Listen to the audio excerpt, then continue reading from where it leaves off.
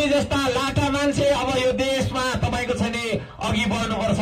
अब तपाईँ हामी जस्ता सोझा सिधा मान्छेहरूले यो देश चलाउनु पर्छ कि पर्दैन?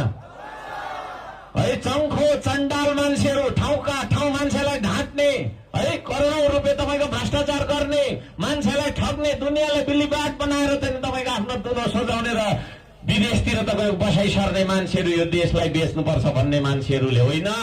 अब तपाईँ हामी जस्तो चौपाया चराउने किसानले, तपाईँ हामी जस्ता किसानले बनाउनुपर्छ। अब तपाईँ तयार हो?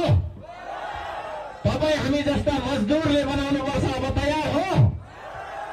तपाईँ हामी जस्ता श्रमिकले बनाउनुपर्छ। अब तयार हो हामी? यदि त्यसो हो भनेदेखि तपाईँको छैन अब हाम्रो सरकार बन्छ यो देशमा। यो देशको इतिहासमा पहिलोचोटि किसानको सरकार